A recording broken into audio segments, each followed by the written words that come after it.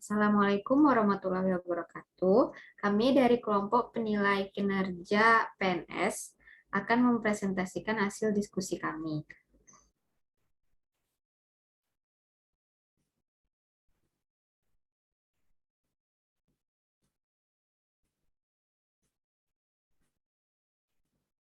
Dalam kelompok 8 ini ada 3 anggota. Yang pertama saya Cinta Nabila, lalu ada Sahira Desfebiola, dan Monica. Dasar hukum yang mengatur tentang penilaian kinerja PNS itu ada di Undang-Undang Nomor 5 Tahun 2014 tentang aparatur sipil negara, lalu ada pada Peraturan Pemerintah Nomor 11 Tahun 2017 tentang manajemen PNS, lalu ada juga di Peraturan Pemerintah Nomor 30 Tahun 2019 tentang penilaian kinerja PNS. Penilaian kinerja PNS itu terbagi atas 2 nilai. Yang pertama SKP. SKP itu sasaran kinerja pegawai, yaitu rencana kinerja dan target yang akan dicapai oleh seorang PNS yang harus dicapai setiap tahunnya. SKP ini menilai tentang kuantitas, kualitas, waktu, dan biaya. Lalu penilaian kinerja juga dinilai menurut perilaku kinerja tersebut. Perilaku ini menilai dari komitmennya, kepemimpinannya, kerjasama, inisiatif kerja, dan orientasi pelayanan. Perencanaan kinerja.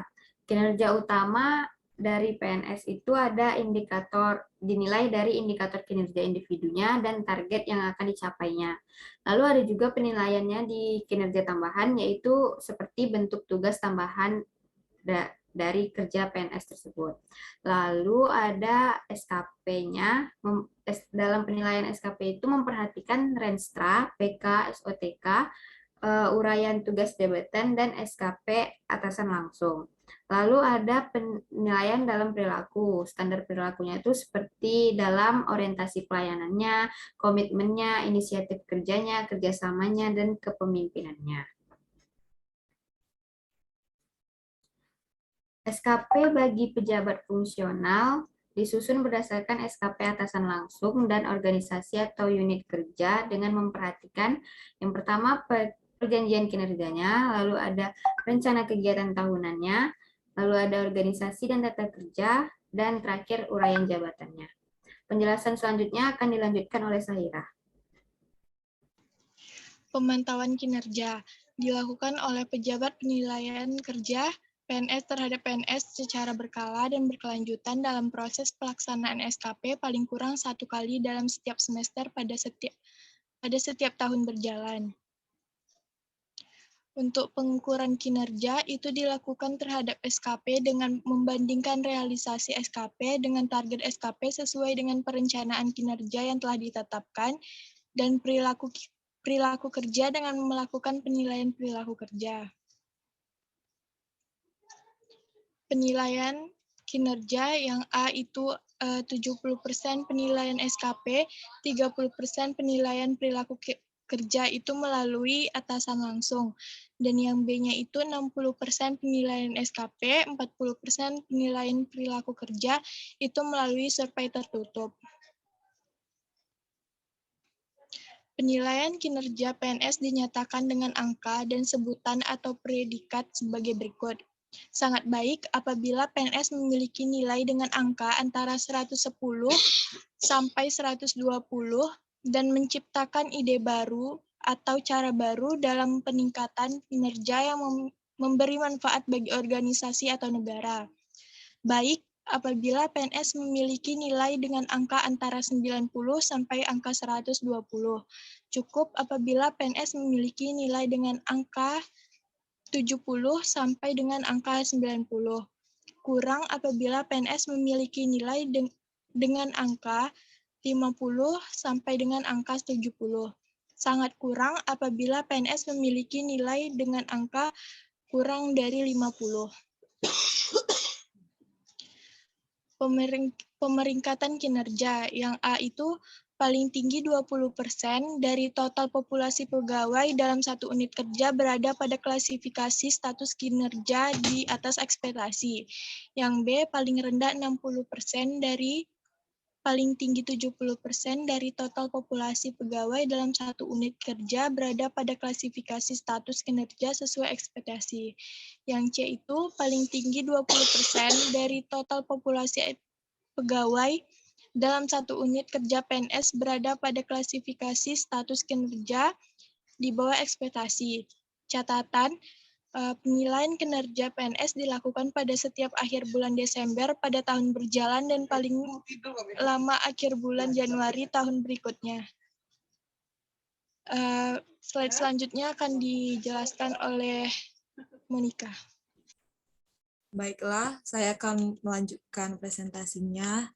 Penilai perilaku PNS dilakukan dengan secara survei tertutup, yaitu dengan cara dari atasan langsung 100%, lalu atasan langsung 60%, rekan kerja 20%, bawahan 20%.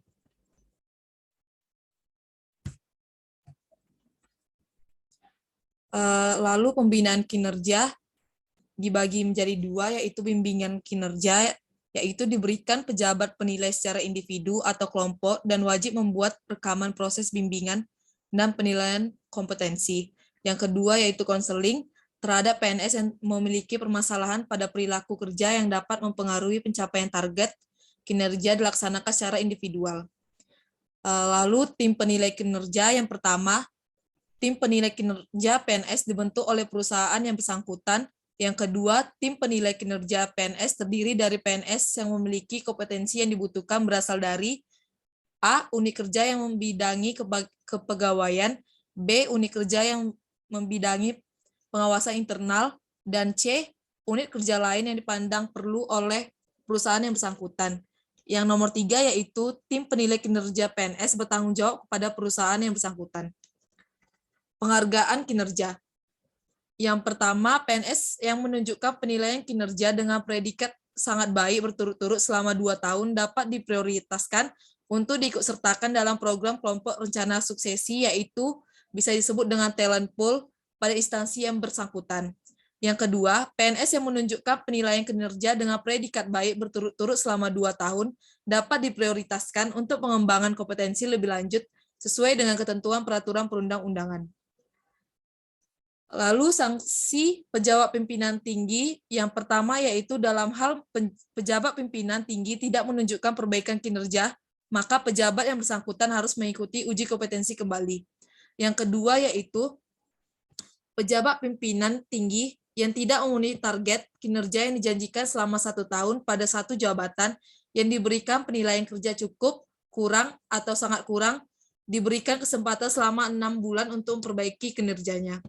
Yang ketiga yaitu berdasarkan hasil uji kompetensi pejabat pimpinan tinggi dimaksud dapat dipindahkan pada jabatan lain sesuai dengan kompetensi yang dimiliki atau ditempatkan pada jabatan yang lebih rendah sesuai dengan ketentuan peraturan perundang-undangan.